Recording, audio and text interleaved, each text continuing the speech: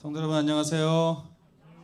네, 유튜브를 통해서 시청하고 계신 우리 성도들도 이 시간 하나님의 큰 은혜 받으시는 귀한 시간 되시면 좋겠습니다. 우리가 지금 처음이라 그런데요, 지금 서울은 지금 몇 달 전부터 이렇게 예배를 드리고 있답니다. 참 어떻게 신앙을 잘 유지하고 계신지 걱정이 되는데, 그동안 우리가 너무 그분들을 위해서 기도를 빼먹었지 않나 생각을 합니다. 여러분, 이제 기도가 필요한 시대가 되었습니다. 하나님의 능력만이 오늘 우리를 온전히 세우시고 우리와 함께 계획하신 모든 일을 이루실 줄 믿습니다. 다음 주부터는 제가 정말 중요한 이 마지막 시대에 꼭 필요한 성령의 역사와 성령의 침례에 대해서 한 10주간에 걸쳐서 굉장히 중요한 말씀을 드릴 것입니다. 근데 오늘은 이번 교과 말씀도 굉장히 참 중요한 것 같고, 그래서 오늘은 요한복음 8장에 나오는 가늠한 여인의 이야기를 통해서 이번 주에 배운 쉼과 우리 주님과의 관계를 다시 한번 좀 조명하는 시간을 갖도록 하겠습니다. 이 그림은 보시다시피 미로노브라고 하는 사람이 2011년에 그린 그림입니다. 예수님과 죄인이라고 하는 제목인데, 요한복음 8장의 가늠한 여인에 관한 그림인데요. 좀 최신 그림이기도 하고 그동안 못 본 그런 구도에서 이렇게 잡은 그림인 것 같아서 제가 가져왔습니다. 이 여인이 예수님을 만나서, 아까 중풍병자 얘기도 제가 했지만, 예수님께서 어떻게 그 여인을 처분하느냐에 따라서 이 여인에게도 생명이 왔다 갔다 하는 그런 지경이었습니다. 근데 그 여인을 예수님께서 어떻게 대우하셨는가 하는 것을 배우는 것은 이번 시간에 굉장히 중요한 초점이라고 할 수가 있겠습니다. 요한복음 8장 10절에서 11절 제가 읽겠습니다. 예수께서 일어나사 여자 외에는 아무도 없는 것을 보시고 이르시되, 여자여, 너를 고발하던 그들이 어디 있느냐? 너를 정죄한 자가 없느냐? 대답하되, 주여, 없나이다. 예수께서 이르시되, 나도 너를 정죄하지 아니하노니 가서 다시는 죄를 범하지 말라 하시더라.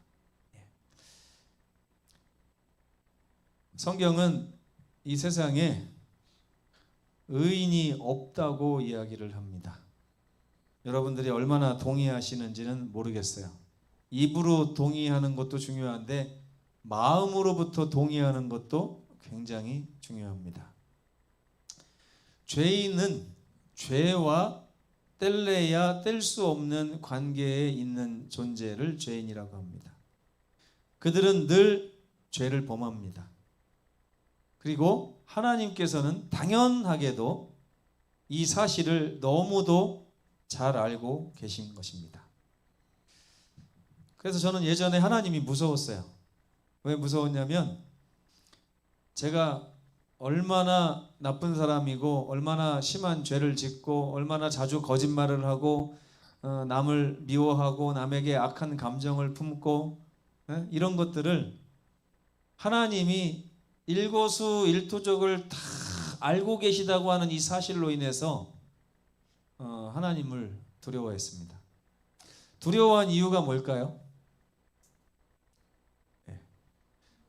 만약에 저의 죄를 여기 계신 여러분들이 다 알고 있다고 그러면 제가 여러분들을 두려워할까요? 안 할까요? 두려워해요. 근데 여러분들이 저를 심판할 수 있는 그런 권한이 없고 저에게 어떻게 할 수 있는 그게 없기 때문에 제가 여러분들을 그냥 피해서 다니거나 아니면 제가 여러분들을 그냥 미워하거나 이렇게 해가지고 제 자신의 자존감을 지킬 수 있는 방법은 얼마든지 있습니다. 예. 그런데 만약에 경찰이 나의 죄를 알고 있다. 여러분 이렇게 공개 수배된 사람들 있죠. 공개 수배된 사람들은 평생 누구를 피해 다닙니까? 경찰을 피해 다녀요. 왜요? 경찰을 잡히면 어떻게 될까요? 경찰이 용서를 해줄까요? 아니면 감옥에 보낼까요? 감옥에 보내기 때문에 경찰을 두려워하는 거예요. 그렇죠? 제가 예전에 하나님 앞에 죄를 범할 때, 지금도 죄를 범하는 건 마찬가지지만 하나님을 두려워했어요. 왜 두려워했을까요? 하나님께 딱 나가는 순간 하나님이 저를 용서하고 어루만져 주기보다는 정죄하시고 징계하시고 형벌을 내리시고 이렇게 할 것이 너무나 뻔하기 때문에 하나님을 두려워했다는 것입니다. 이 성경절을 보세요. 시편 14편 2절로 3절. 여호와께서 하늘에서 인생을 굽어 살피사 지각이 있어 하나님을 찾는 자가 있는가 보려 하신즉 다 치우쳐 함께 더러운 자가 되고 선을 행하는 자가 없으니 하나도 없도다. 자, 그럼 그 다음에 이어지는 말씀은 어떤 말씀일까요? 창세기 6장에 나오는 말씀일까요? 나의 신이 더 이상 그들과 함께하지 아니할 것이다. 그들이 육체가 되었은즉 내가 그들을 지면에서 쓸어버리리라. 이게 창세기 6장에서 하나님이 하신 말씀이잖아요. 하나님이 그렇게 하신다고 하면 살아남을 사람이 과연 몇 명이나 되겠습니까? 성경은 하나도 없으니 하나도 없도다 이렇게 이야기를 합니다. 역사 이래로 많은 신앙인들이 이 문제를 가지고 고민해 왔습니다. 그래서 예수님 당시에 이스라엘의 종교 지도자들과 잘 믿는다는 사람들은 어떤 신앙을 했습니까? 어떤 걸 고민했어요? 내가 어떻게 하면 죄를 짓지 않고 살 수 있을까? 내가 어떻게 하면 죄를 짓지 않고 살 수 있을까라고 하는 그런 생각은 어디에 그 기반을 둘까요? 죄를 지으면 하나님이 심판하신다라고 하는 생각에 기초해서 생각을 하다 보니까 내가 어떻게 하면 죄를 범하지 않는 거룩한 삶을 살 수 있을까? 그렇게 해서 구원을 얻을 수 있을 것인가? 이런 고민을 할 수밖에 없게 되는 것입니다. 사단은 죄를 범한 자들을 공격합니다. 사단이 죄인들을 공격하는 진정한 이유는 무엇일까요? 왜 공격할까요? 사단은 먼저 죄를 짓게 만듭니다. 여러분이 죄 짓는 거 다 사단 때문이에요. 여러분 책임 아닙니다. 분명히 아셔야 돼요. 근데 우리는 늘 내 책임이라고 생각을 하고 거기서부터 잘못된 하나님에 대한 관념이 이제 파생돼 나오는 것입니다. 사단은 죄의 근본이에요. 사단 때문에 우리가 죄를 범하는 것입니다. 사단이 죄인들을 공격하는 진정한 이유는 먼저 죄를 범하게 만들고 그 죄의 책임을 우리에게 전가시킵니다. 예수님은 어떻게 하세요? 우리의 죄의 책임을 예수님께 전가하라고 말씀하시는 게 십자가입니다. 그렇죠? 사단은 자기가 우리를 죄를 짓게 만들게 유혹해 놓고서 오히려 죄를 짓고 나면 그 책임을 우리에게 전가시킵니다. 너는 그것 때문에 구원 얻을 수 없어. 죄인들을 이렇게 공격하는 이유는 그들을 멸망시키기 위해서입니다. 하나님의 자비를 믿지 못하게 하기 위해서 그런 것입니다. 사탄이 사용하는 무기는 참 아이러니하게도 하나님의 계명입니다. 하나님의 계명을 가지고 하나님의 자녀들을 공격하는 것입니다. 그래서 사탄이 우리를 심판하는 것은 아니지만 우리로 하여금 하나님의 심판대 가운데 서게 만드는 것입니다. 네, 사탄이 할 수 있는 게 그거예요. 사탄은 정죄를 합니다. 너 죄인이야. 내가 너를 용서하지 않을 거야, 이럴 권리가 사탄은 없어요. 사탄은 우리를 용서할 권리가 없습니다. 왜? 우리는 사탄에게 죄를 짓지 않거든요. 이 세상에서 사탄에게 죄를 짓는 사람은 없습니다. 다 누구에게 죄를 져요? 하나님께 죄를 짓습니다.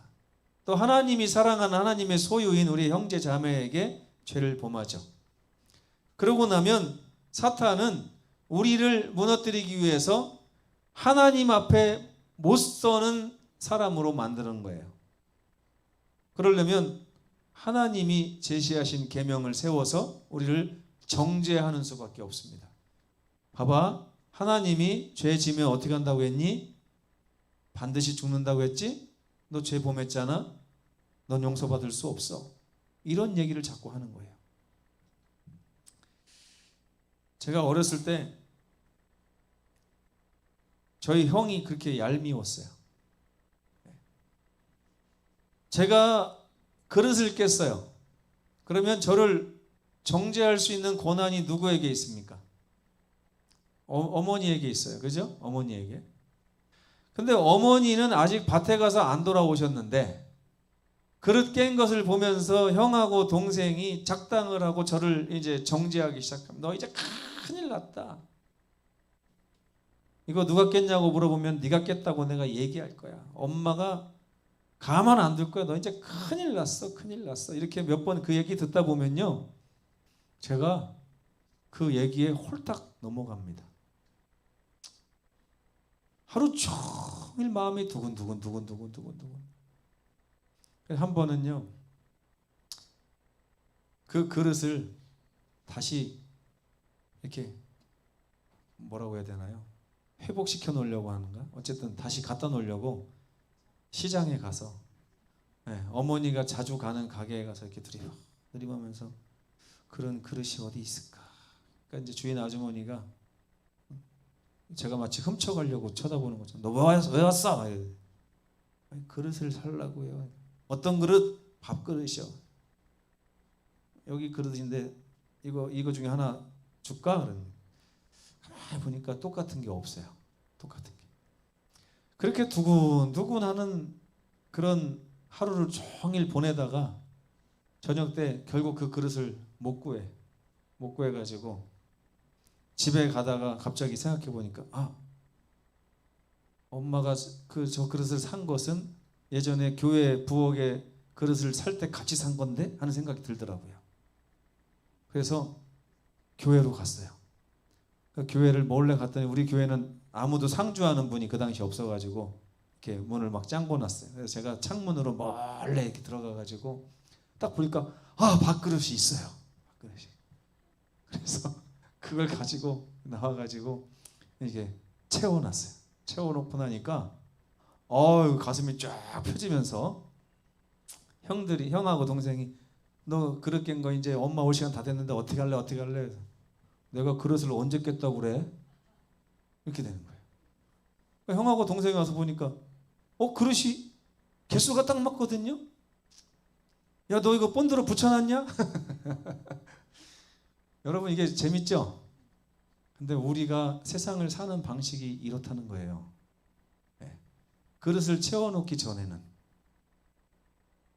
만족이 없고 평화가 없습니다. 왜요? 어머니가 화를 내고 벌을 세우고 체벌할 것은 기정사실로 받아들이기 때문에 그렇습니다. 근데요, 다른 경우도 있어요. 아버지가 어렸을 때 양복점을 할까 구두방을 할까 젊었을 때 고민을 하셨대요. 아니면 이발사를 할까. 근데 공교롭게 보니까 지금 이 세 가지 직종은 어차피 다 망할 직종이더라고요. 보니까 우리 아버지가 미래를 보는 능력이 없어서 그 셋 중에 아무 거를 잡았어도 다 망할 사람이었어요. 왜냐하면 지금 남자 이발사가 뭐 필요합니까? 미용실이 많은데, 그죠? 구두방이요? 어디 구두 뭐 맞춰서 신는 사람이 몇 명이나 됩니까? 양복 맞춰 입는 사람 몇 명이나 돼요? 근데 어쨌든 아버지는 구두방을 선택을 해가지고 구두를 만드는 일을 이렇게 했는데 그 공구통이 저한테는 아주 세상 없을 장난감이었습니다. 그래서 장난감을 가지고 이렇게 놀다가 아버지의 그 구두 만드는 이렇게 벤치가 있어요. 그 벤치가 툭 하고 떨어져 나갔어요. 해필 제가 만질 때. 제가 안 만져도 금방 고장날 것 같은데 어쨌든 망가졌어요. 그러니까 또 우리 형하고 동생이 오더니 야, 너 딱 걸렸어. 너 딱 걸렸어. 너 네가 그러는 거 내가 다 봤어. 이제 아빠한테 일릴 거야. 아빠 이따 오면 너 혼난다. 제가 뭐라고 할게요? 일러. 나는 아빠한테 안 혼나거든. 우리 아버지는 저를 혼내시지 않았어요. 만약에 제가 아버지한테 뭔가 죄를 범하면 어떻게 했을 것 같아요? 아버지가 딱 돌아오시면 아빠, 제가 아빠 거 이거 만지다가 오늘 벤치 고장 냈어요. 아빠 고쳐야 될 것 같아요. 그럼 우리 아버지가 그래? 아유 좀 조심 좀 하지. 그래가지고 고치다가 아이고 이거 다시 사야겠다. 아빠가 다시 사올게. 이렇게 해결될 문제예요. 어머니하고도 이렇게 해결됐으면 얼마나 좋았을까 하는 생각이 드는데 어머니는 그러지 못하셨고 아버지는 그러셨어요. 그러니까 저희가 형이 몇 번 야, 딱 걸렸어. 내가 다 봤어. 이렇게 하다가 그거를 멈추더라고요. 왜요? 저에게 안 통하니까. 아무리 큰 일을 저질러도 그게 아버지한테 혼날 문제 같으면 형이 아무 말도 안 합니다. 근데 어머니한테 걸린 거다. 그러면 자꾸 늘어지더라고요. 그러면 제가 거기서 벗어나지를 못해요. 왜? 어머니한테는 고자질하면 혼나거든요. 근데 아버지한테 고자질하는 거는 제가 이만큼도 무섭지 않았습니다. 네. 저희 어머니 죄송합니다. 네. 근데 덕분에 제가 이걸 깨달았어요. 네. 사탄은 죄를 범하는 자들을 공격하면서 우리 하나님을 자꾸 우리 어머니처럼 애누리 없는 분, 반드시 징계하시고 반드시 심판하시는 분으로 우리가 인식하도록 합니다. 그런데 여러분, 예수께서 왜 오셨어요? 너희 아버지 그런 분 아니다. 너희 아버지는 구두방을 하는 너희 아버지와 같은 분이다 라고 하는 것을 알려주시기 위해서 하나님께서 계속 예수님을 통해서 우리 마음을 변화시키시려고 하는 것입니다. 그래서 사단은 어쨌든 율법을 가지고 이 죄인 앞에 왔습니다. 선생이요, 율법에 나오기를 이와 같이 간음하다가 현장에서 붙잡힌 여인은 돌로 치라 하였습니다. 선생님은 뭐라고 하시겠습니까? 이런 말을 들을 때 그 여인의 심정이 어떨까요? 사도 바울은 그 심정을 이렇게 표현합니다. 오라, 나는 곤고한 사람이로다. 이 사망의 몸에서 누가 나를 건져낼까? 여러분, 이렇게 여러분들은 저희 어머니 같은 하나님을 섬기십니까? 저희 아버지 같은 하나님을 섬기십니까? 네? 솔직하게 어떤 하나님이 더 많아요? 근데 사도 바울이 갈라디아 교회를 세우고 거기에 복음을 전파하고서 한참 있다가 소식을 들어보니까 갈라디아 사람들에게 분명히 우리 아버지 같은 하나님을 소개했는데 갈라디아 사람들이 조금 지나고 보니까 옆에 와서 얘기하는 다른 유대인들의 말을 듣고서 하나님을 우리 어머니 같은 하나님으로 이제 인식하기 시작했다는 소식이 들려오는 거예요. 그래서 뭐라고 합니까? 갈라디아서 3장에 보면 어리석도다 갈라디아 사람들아, 예수 그리스도께서 이 십자가에 달려 못 박히신 것이 너희 눈앞에 밝히 보이거늘 이 십자가가 뭘 얘기하는 것이냐? 잊어버린 것이냐? 하나님이 너희를 정죄하기보다는 오히려 자기의 목숨을 내놓으시고 우리를 용서하신다고 하는 사실을 이렇게 밝히 보여주셨거늘 누가 너희를 꾀느냐? 이렇게 말씀하신 거예요. 이것만큼 중요한 게 없어요. 여러분, 신앙하면서 제가 오늘 저희 어머니 아버지를 팔아가면서 여러분들에게 이 중요한 사실을 얘기합니다. 그렇다고 해서 저희 어머니가 항상 그렇게 잔혹한 어머니는 아니에요. 분명히 제가 짚고 넘어갑니다. 어머니들이 자식을 사랑하지 누가 미워합니까? 그렇죠? 근데 어쨌든 제가 그 예를 들은 것은 우리가 그렇게 하나님을 어떻게 인식하느냐에 따라서 우리의 신앙이 저처럼 교회 부엌을 몰래 들어가서 그릇을 찾아서 도둑질을 해다가 내 죄를 메꾸려고 하는 이런 시도들을 이제는 안 할 수 있게 된다는 것입니다. 그렇죠? 그게 쉼이고 그게 자유예요. 그게 만약에 제가 어머니에 대한 믿음이 있다면 그날 저녁에 어머니, 제가 어머니가 아끼는 그릇을 깼는데 정말 죄송합니다. 그럼 어머니가 아마 괜찮다고 하셨을 것 같아요. 근데 하도 평소에 많이 혼나다 보니까 이제 그걸 못 믿었던 거죠. 예. 갈라디아 사람들아 어리석구나. 십자가가 이렇게 너희 앞에 밝히 보이거늘 누가 우리 하나님의 품성을 그렇게 소개하느냐. 누가 너희를 꾀어서 율법을 지켜야 구원을 얻는다고 그렇게 얘기하느냐. 율법을 지키지 않는 사람은 멸망시킨다고 하나님이 그렇게 말씀하신 적이 어디 있느냐. 이렇게 말하고 있는 것입니다.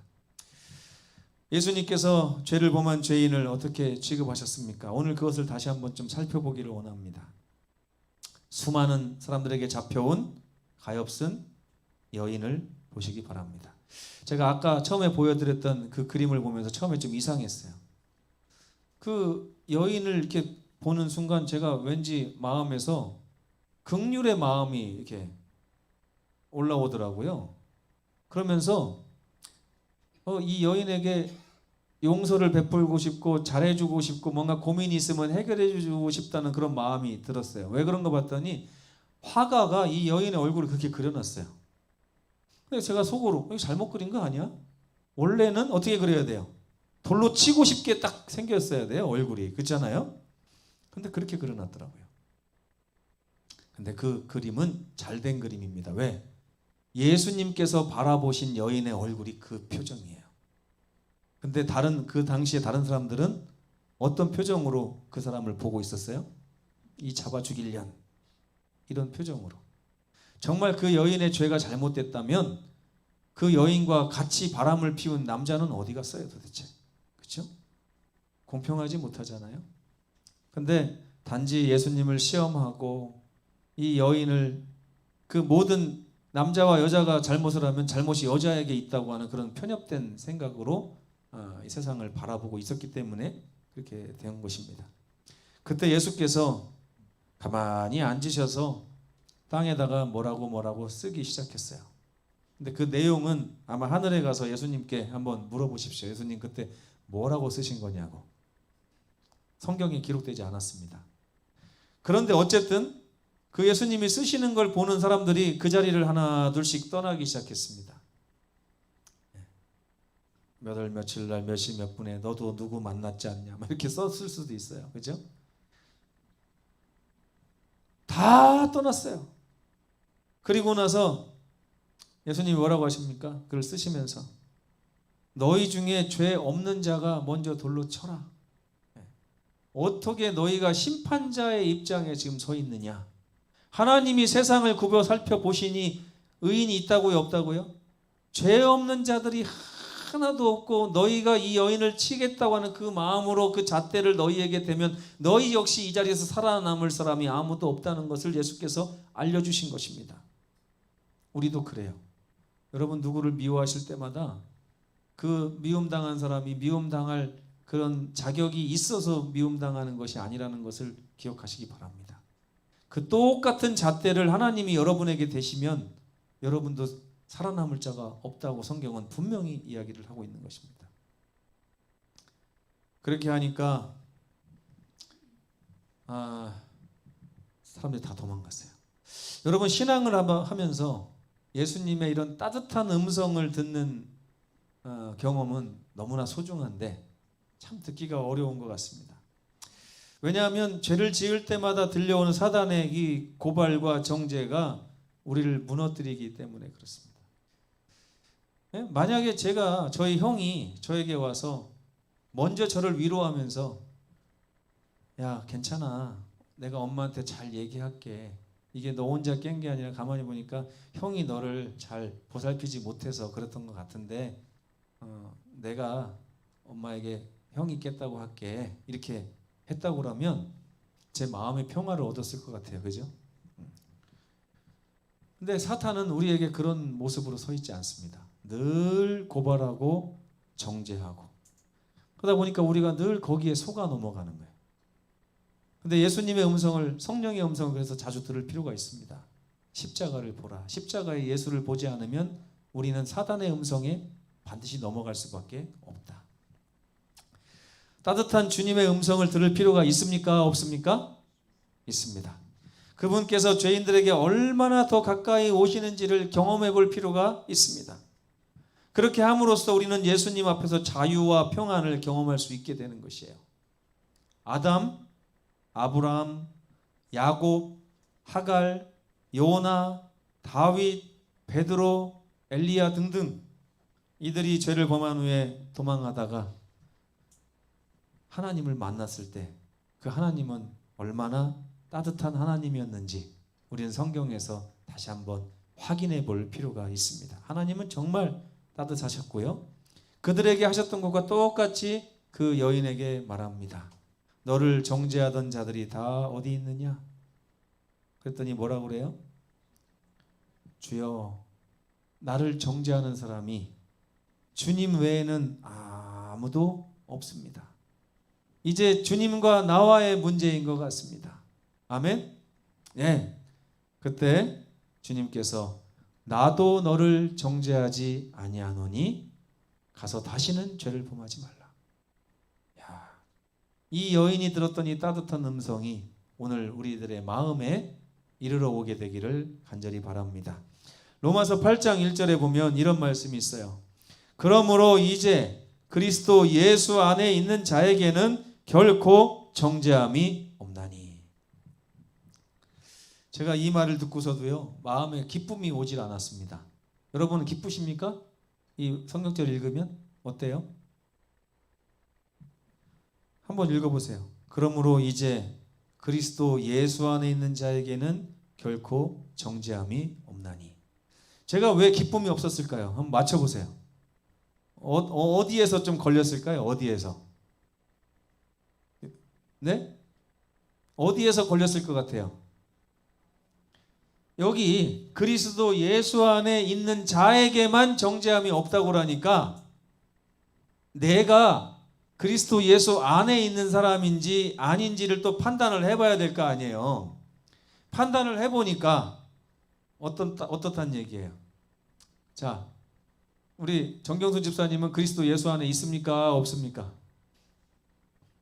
있을 때도 있고 없을 때도 있습니까? 아니면 항상 있습니까? 네, 이게 헷갈려요. 그죠? 김학심 집사님 왜 웃어요? 네, 어떤 대답을 하시겠어요? 항상 있어요? 아니면은 가끔 나갔다 옵니까? 네? 대답 잘 하셔야 돼요. 윤수자 집사님은 가끔 나갔다 오신다고 그랬고, 우리 송명수 집사님은요? 항상 그리스도 안에 있습니까? 나갔다 오십니까? 좀 생각을 해봐야지 알겠죠?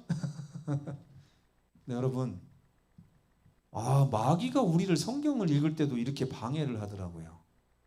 제가 몇십 년 동안 이걸 읽으면서 평안이 없었어요. 왜?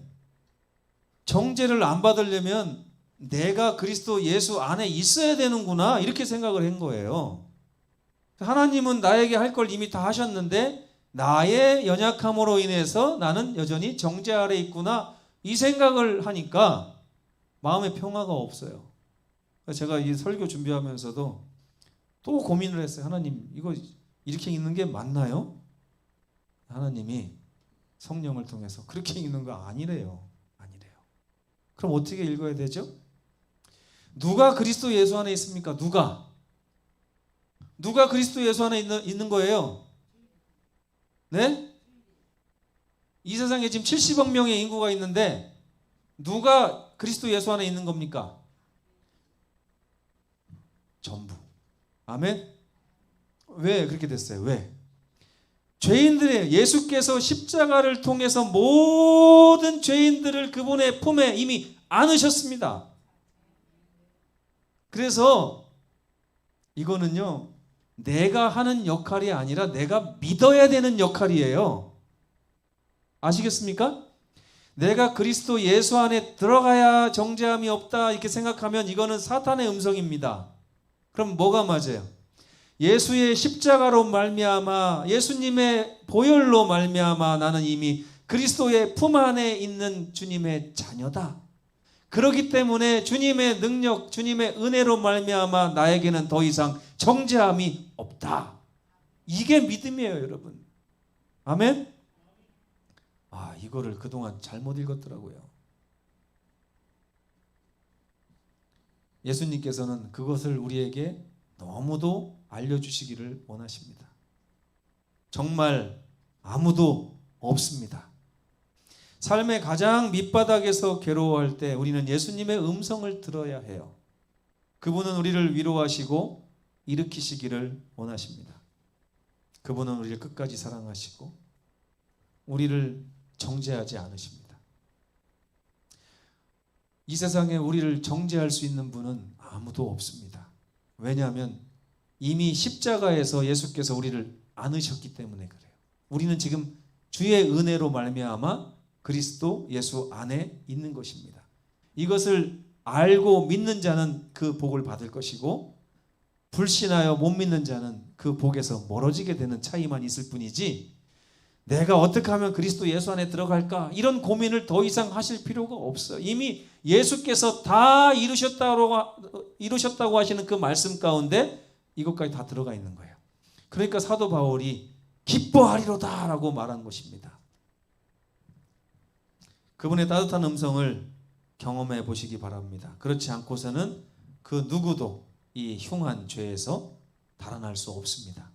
사탄이 우리가 죄로부터 달아나는 것을 결코 용납하지 않기 때문입니다. 히브리서의 기자 바울은 이렇게 얘기합니다. 우리에게 있는 대제사장은 우리의 연약함을 심판하신다고요? 동정하신다고요? 동정하지 못하실 분이 아닙니다. 모든 일에 그분은 우리와 똑같은 시험을 받으셨기 때문에 우리가 얼마나 많은 위험에 노출해 있는지 그분은 잘 아십니다. 그러나 그분은 죄를 이기셨습니다. 그러므로 우리는 긍휼하심을 받고 때를 따라서 돕는 하나님의 은혜를 얻기 위하여 그 보좌에 자정하고 계신 은혜의 하나님께 담대히 나아갈 자격도 있고 필요도 있는 것입니다. 아멘. 이것이 바로 그 여인에게 예수께서 알려주고 싶어 하신 놀라운 진리였습니다. 누구든지 그리스도 예수 안에 있기 때문에 더 이상 정죄함이 없노라 하고 바울이 얘기합니다. 이제 기뻐하라. 마귀의 음성에 귀 기울이지 말고 하나님의 음성에 귀를 기울이심으로 진정한 삶의 평안과 자유를 경험하시는 우리 모두가 되시기를 간절히 바라면서 말씀을 마치겠습니다.